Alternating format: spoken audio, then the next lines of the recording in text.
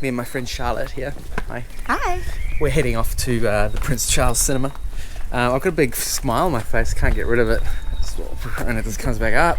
It's basically because Alien Addiction is going to be playing in London. What the hell is going on? This is ridiculous. And all I need to bring is this little pass. You know, I don't need to bring the film. It's already set up. Everything's all set up. There's a whole committee of people there. Enjoy. When you have a good day, enjoy it, I reckon.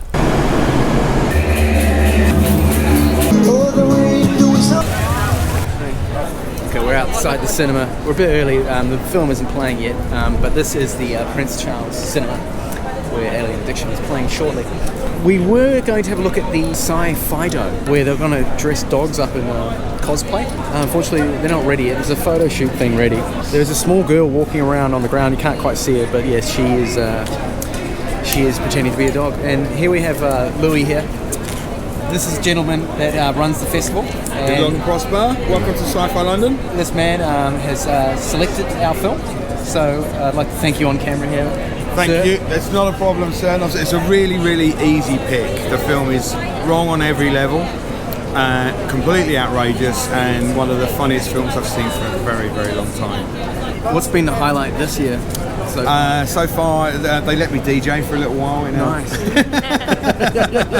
And we had 2 sold-out screenings yesterday, and we had to turn people away. Even 2 of my very, very long-term friends turned up thinking they could just wander in, and I had to send them home. 17 features, and we got 36 shorts and 7 VR films as well. Wow. So sci-filondon.com, look out for us, and hope we see you. Watch Alien Addiction however and wherever you can. I am absolutely serious.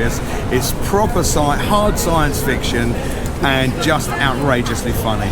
So we're sat down in the theatre. It's pretty dark, but there's some people here, so it's not too bad. Better than I thought it was going to be. I requested a screener, and we were really lucky that Shae Sterling, who is in the room somewhere, there he is down there, said, "Oh, right then, no problem at all." He sent us the film, and we sat down and watched it, and I still am laughing about how good it is. It's just fabulous. Because it's wrong on every level. Like Shae. It's just wrong. It's got, there's gratuitous nudity, there is, unnecessary swearing, there is drug references, and it's one of the funniest things I've seen for a long, long time, and not because it's unintentional. This is a really brilliant sci-fi comedy. I am so delighted that Shae agreed to let us have it. Enjoy your film. Bye bye.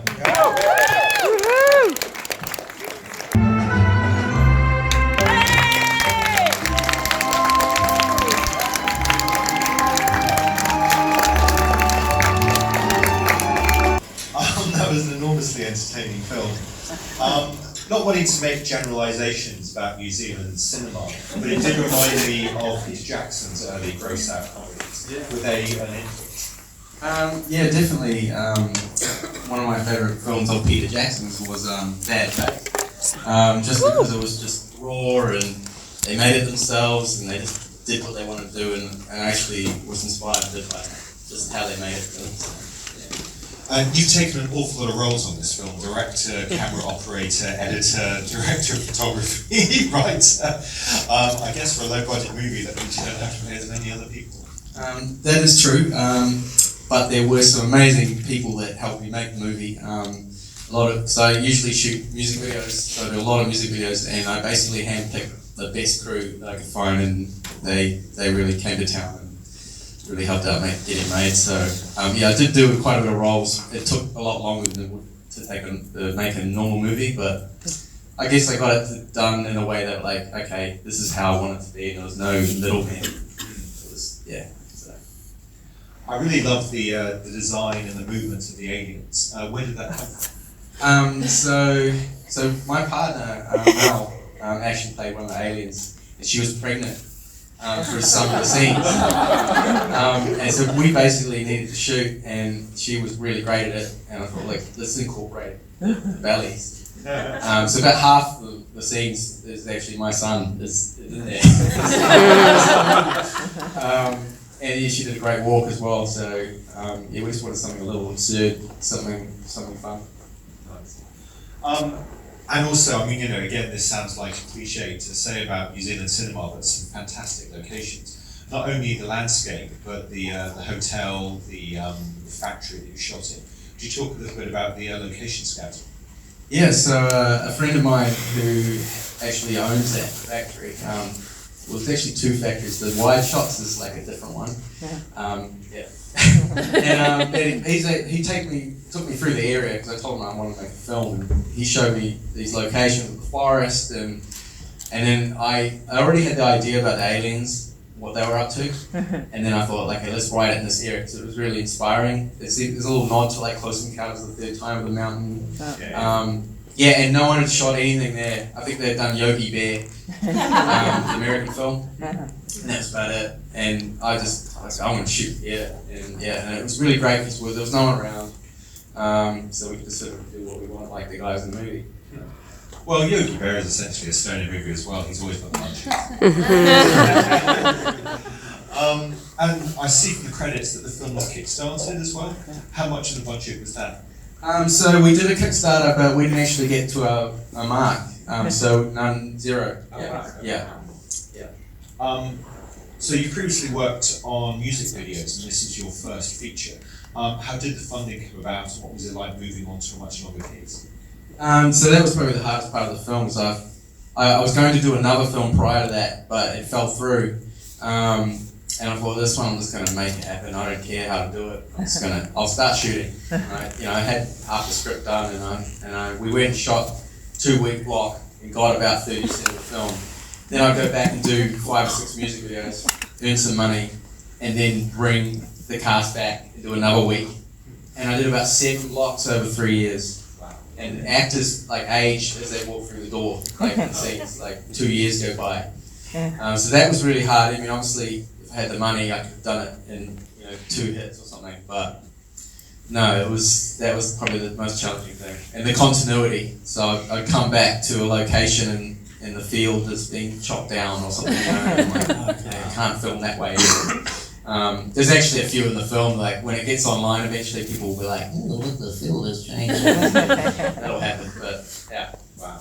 Well, I didn't notice any continuity errors at all. So presumably, if you were shooting part of a scene and then 2 years later finished it, you had to carefully preserve their clothes so that they didn't change at all in that time. Yeah, that was another thing. We went to the hotel, back to the hotel, and Jimmy lost his top, the red top. So that's why I had to shoot the scene from POV, because it was like a real rare top. Couldn't find it again. And from then on, I kept everyone's clothing at my place in a suitcase that's locked away. And my good friend who works on a lot of films, he was like, make sure you do that. And that was the one night I didn't. And I was like, oh, so yeah. I learned a lot. Continuity was my main lesson with making the film. Nice. Have you shown this to a local audience yet? How's it gone down in New Zealand? Yeah, so we've done a cinema release in New Zealand in November, and we played it in about 19 cinemas around the country.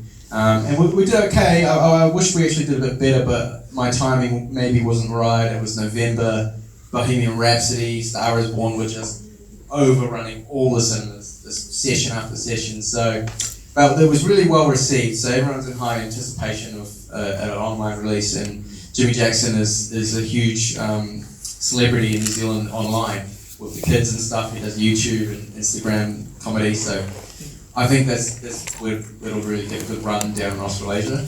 So. Does anyone in the audience have any questions for the directors over there? There's a mic coming your way.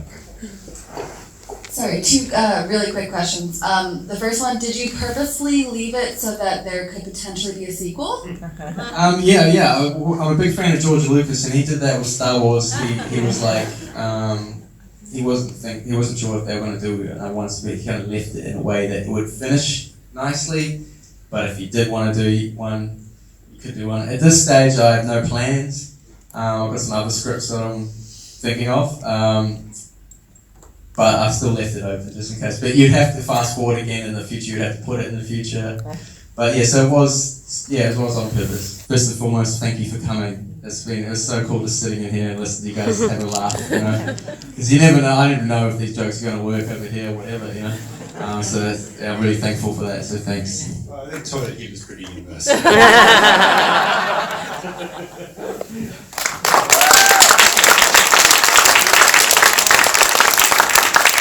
So we've just come out of the theatre. I didn't record any of it, but it was a really good time.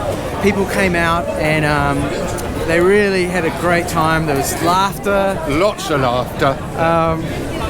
Good belly laugh. I must admit, it reminded me of a sort of alternative Cheech and Chong movie with a little more style. Left, everyone. Yeah, so Most enjoyable.